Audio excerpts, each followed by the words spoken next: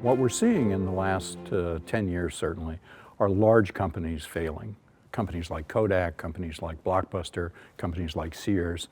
And if you step back and think about it, it's not obvious why that should be. And when you ask people why that's so, they typically say, well, they're being disrupted. But disrupted by what? Disruption really means the emergence of a new set of competitors, a different way of doing business, a different technology that allows you to do business in different ways. But the interesting thing is that the pace of change, the pace of disruption, is actually increasing. And in the face of that disruption, those changes, what we're seeing are big companies failing. There are three very separate disciplines that they have to be good at if they're going to be successful at dealing with disruption. They have to have a process, a discipline for developing new ideas, what we call ideation.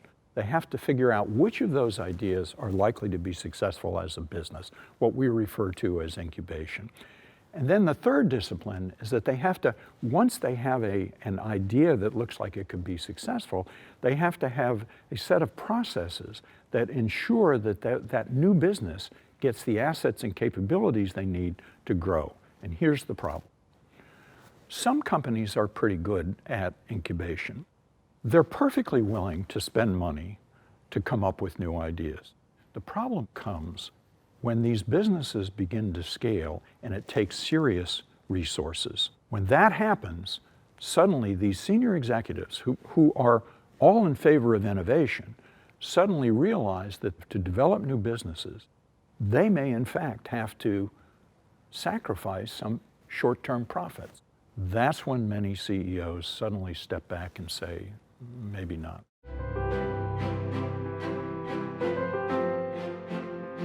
Let's focus just for a second on Amazon. Amazon was founded in 1994. In 25 years, they have gone from zero revenues to $230 billion with more than 600,000 employees. They compete in businesses as diverse as online shopping, but they also produce television shows. They have Amazon Web Services, which is the largest cloud provider in the US. They are in a variety of different businesses. How have they done that? They've done it by having very careful processes for ideation, incubation, and scaling. They have a process which they call the FAQ process. This is a process that encourages people throughout the organization to come up with ideas for new businesses. If the idea is deemed to have potential, then they immediately move into an incubation phase. They form small teams. These teams are responsible for coming up with a minimal viable product to put in front of a customer. If that idea turns out to look potentially successful, they immediately move into a scaling mode where they provide resources for it, they escalate it, they get senior management attention. One of the things Bezos says is that most companies don't really do experiments. They don't take the big risks. What Bezos says, if you place big bets, just a couple of those big bets succeeding will pay for all the small failures.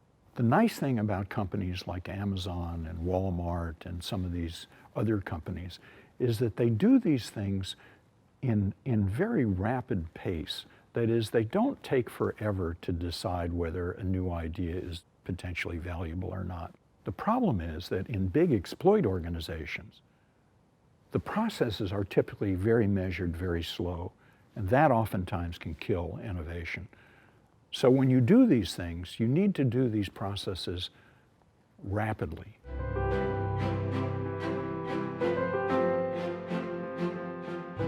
This is really a leadership issue. When we look at companies that have failed, have been disrupted, it's not because of technology. They failed because they didn't have leaders who could play multiple games simultaneously. Almost all companies today are really interested in innovation. But the thing that they often are not sophisticated enough at is making this distinction that we've been talking about between ideation, incubation, and scaling. The best of these companies have managers who understand that it takes all three of these disciplines.